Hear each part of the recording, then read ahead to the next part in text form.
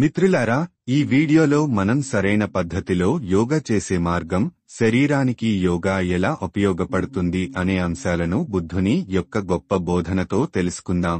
మీరు ఈ ఛానల్ని సబ్స్క్రైబ్ చేయకపోతే దయచేసి సబ్స్క్రైబ్ చేసుకోండి. ప్రతి మనిషి జీవనయాత్రలో శ్రేయస్సు కోసం ప్రయత్నిస్తుంటాడు. కానీ అది మన మనసుకు ప్రశాంతతను అందించలేకపోతే ఎంత శ్రమ చేసినా అది వ్యర్థం. యోగా అంటే కేవలం శరీర వ్యాయామం కాదు. ఇది మన హృదయం, మనసు, ఆత్మకు మేల్కొలుపు. మరి యోగా సరైన పద్ధతిలో చేయడం ఎలా అనేది నేర్చుకుందాం. మనిషి తపన ఎంతైనా ఉంటుంది, కానీ యోగా చేయాలంటే ముందు మనసు ప్రశాంతంగా ఉండాలి. మనం ప్రతిరోజు మన శరీరాన్ని శ్రద్ధగా వినడం నేర్చుకోవాలి. మీ శరీరానికి గౌరవం ఇవ్వండి, అది మీ దైవం. అసలు యోగా అంటే ఏమిటి? యోగా అనేది యూజ్ అనే సంస్కృత పదం నుండి వచ్చింది. దాని అర్థం కలిపే ప్రక్రియ అని. మన ఆత్మను సృష్టితో కలిపే మార్గం ఇది. యోగా ద్వారా మనం మన లోపల ఉన్న శక్తిని, మన సంస్కారాన్ని, మన అస్తిత్వాన్ని తెలుసుకోగలుగుతాం. మన హృదయం ప్రశాంతంగా ఉండాలంటే శరీరాన్ని దృఢంగా ఉంచడమే కాదు, మనసును క్రమపద్ధతిలో ఉంచాలి. అదే యోగా జీవన రహస్యం. ఇప్పుడు యోగా చేసే సరైన పద్ధతుల గురించి తెలుసుకుందాం. యోగా చేసే ముందు మనం కొన్ని విషయాలను గుర్తుపెట్టుకోవాలి. సరైన పద్ధతిలో యోగా చేస్తేనే దాని ఫలితం మన జీవితంలో కనిపిస్తుంది. 1. స్వచ్ఛమైన స్థలం. మొదట స్వచ్ఛమైన మరియు ప్రశాంతమైన ప్రదేశాన్ని ఎంపిక చేసుకోండి. మన చుట్టూ ఉన్న ప్రకృతి మనకు ఆత్మీయతను అందిస్తుంది. 2. మనసు. యోగాలో శరీరం మాత్రమే కాకుండా మనసును కూడా నిమగ్నం చేయాలి. ప్రతి క్షణాన్ని అనుభవించండి, ఆలోచనలను వదిలేయండి. యోగా చేసే ముందు మన గుండెలలో ఉన్న ప్రతి ఆలోచనను పక్కన పెట్టండి.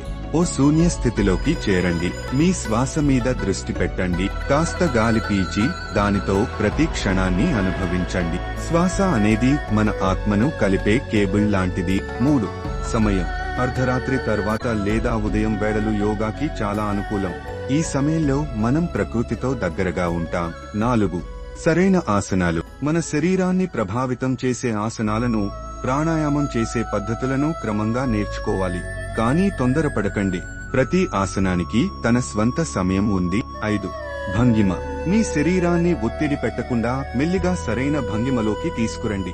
శరీరానికి అనుకూలంగా ఉండే భంగిమలను మాత్రమే ఎంచుకోండి. 6. మార్గం. రోజుకి 10 నుంచి 15 వరకు నిమిషాలు సరైన యోగా సాధన చేస్తే అది జీవితాన్ని మార్చగలదు. మీ ప్రయాణం ఎప్పుడూ చిన్నదిగా మొదలవ్వాలి. దాని ప్రభావం ఎక్కువ కాలం ఉంటుంది.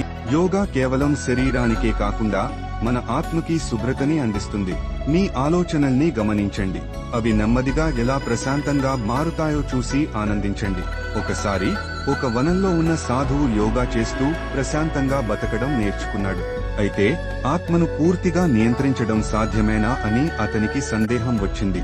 అప్పుడు అతనికి తెలిసింది, యోగా అంటే తక్షణ ఫలితాల కోసం కాదు, ఇది ఓ ప్రయాణం, ఓ జీవన యాత్ర అని. ఇప్పుడు యోగా యొక్క ప్రయోజనాలు చూద్దాం.